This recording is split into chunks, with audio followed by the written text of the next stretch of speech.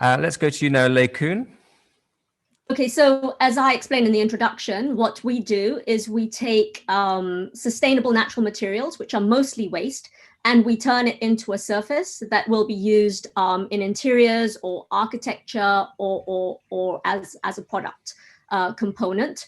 Perhaps I should start one step back with how we define sustainability, because I think these days, it's the textbook definition that you have to have due regard, not just for the environmental part of it, but also the social part of it.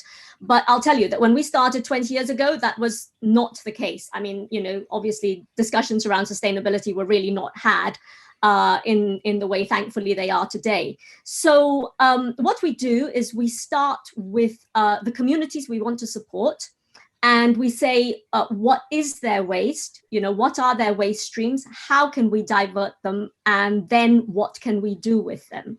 So on this slide, what I show, these four young gentlemen are members of a fishing community that we support in the Philippines, where our production is based. And they have various waste products, but one of them is eggshell. And I love talking about eggshell because it's a ubiquitous material. We're all familiar with it, and we all chuck it away without a thought. There you see a picture of a landfill site that is literally the one on the doorstep of one of our production facilities, and it's the one from which we try and divert as much waste as possible. And the reason for organic natural waste is, as I'm sure many of you are aware, organic waste produces methane, and methane is 27 times more dangerous as a greenhouse gas than carbon dioxide.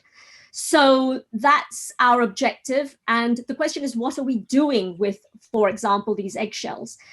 Historically, we have taken them and we have inlaid them. And eggshell inlay is a heritage skill in East Asia. We've done it forever, but we've done it as little birds and cute little butterflies, and you maybe use 2 eggshells or something. But historically, we've tried to do that on a much larger scale.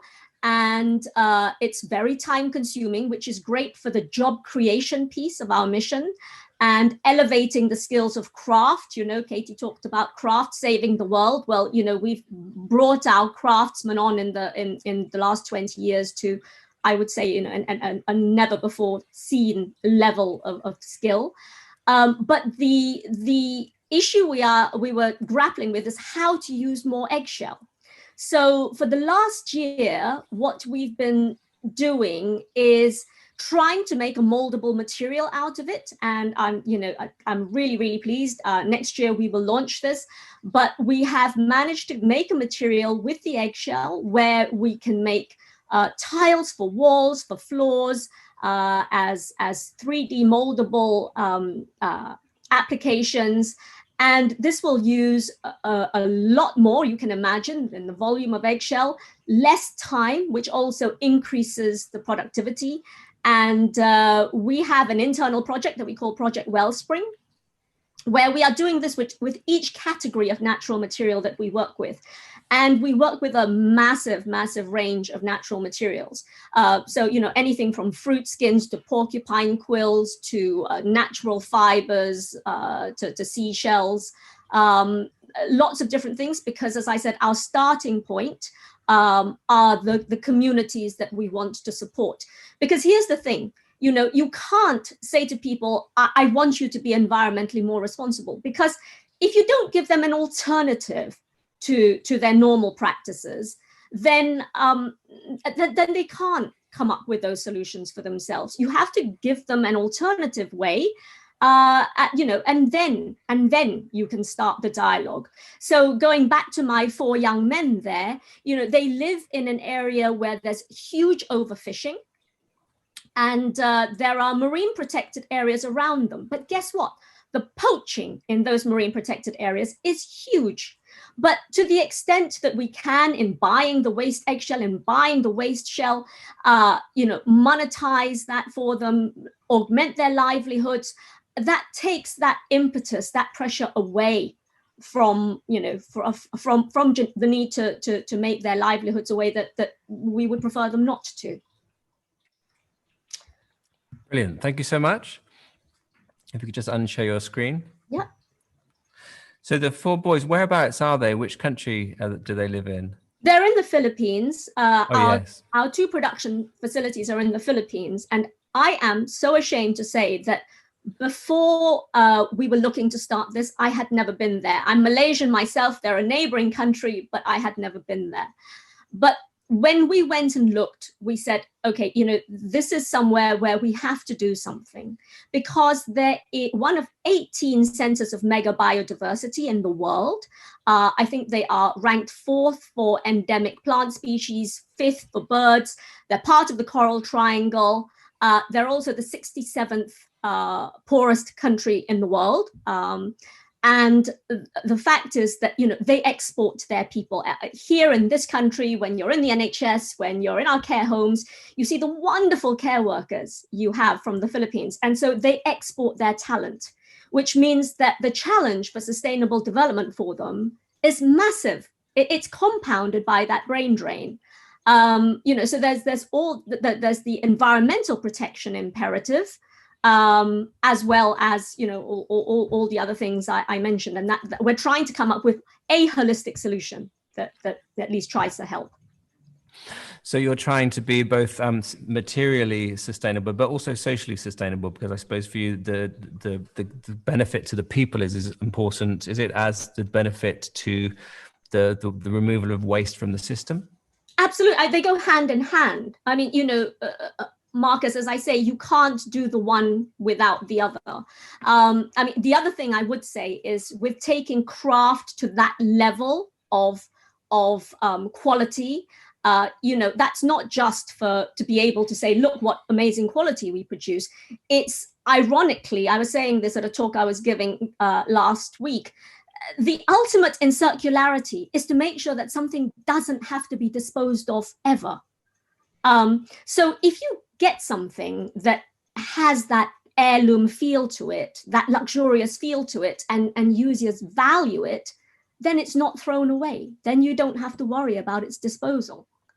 So that's the logic. And here in the West, it's very easy to look at places in the Southern Hemisphere or Southeast Asia and think, well, look, they have all this amazing wildlife and they're in poverty, yes, but they shouldn't be allowed to develop in the same way that we have, because look at the mess we made of it. They shouldn't be allowed airports. They shouldn't be allowed factories and so on and so forth. What do you think? There's a kind of colonial attitude in this, where we're sort of wagging our fingers and expecting them to not want the same things as us? Absolutely. It goes to the heart of what we do, that we say, give people an alternative and don't lecture them. It is not for us to lecture other people. I think in this country, after the Industrial Revolution, I don't think there are any lessons we can give to other people. But I also think, there's an awful lot of talk these days about things having to be done around the churchyard. I need to produce and consume in the same place. Well, that's terrific if you live in a developed country. But what do you expect developing countries to do if they can't trade? Because the consumption power is not there. They cannot develop themselves out of it. So if you take the trade element out of it, then you're not giving them a way out, the way out that all developed countries had when we did what we did, right? And finally, you talk about tiles made of eggs. I mean, are we talking about chicken eggs here, or ostrich eggs, or hopefully not turtle eggs? No, absolutely not. In principle, anything, but these are chicken eggs, because obviously they're the most ubiquitous, and we are diverting them from farms, from restaurants, from private households. And our hope is that when we can get this to work, that we can replicate it, and we're hoping to do the next iteration of this with feathers, and the next iteration of this with fruit skins, and so on. So I was going to say, where do you find enough eggshells to be able to make a useful product from? But they're not coming from one giant chicken rearing shed somewhere. They're coming from all different restaurants, yes, and different uses. Yes. I mean, we're very shallow and very broad, because we're trying to benefit as many people as possible. It's somewhat based on a microfinance type model, which you guys may be familiar with, because small amounts of money to people at a grassroots level actually achieves a great deal to that individual, to that family, and that's been our model since the very beginning. And how do you incentivize people to see the value in ways? I remember my parents telling me about how they would, they'd buy a bottle of pop and then they would take the bottle back because they got a deposit. And I don't remember that in my country, but I remember going on holiday to Spain when I was young, and we would cycle to the shop and buy the bottles of lemonade or whatever, and then we drink that, and then we'd cycle all the way back to the shop again to get whatever the refund was or whatever, which of course we don't bother now because it's just simply not worth the time it takes. That's right. But it goes back to what I think, Katie, you said right at the beginning. It's about perception. And even if I say it myself, the things we make are beautiful. And we aim for beauty because the reaction to beauty is visceral.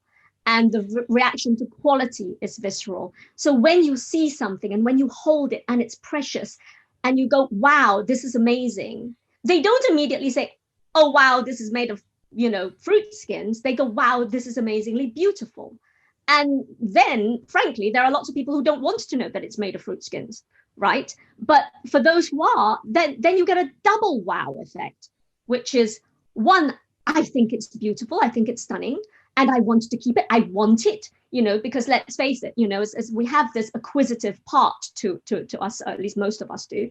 And this is something that it's beautiful. I treasure it.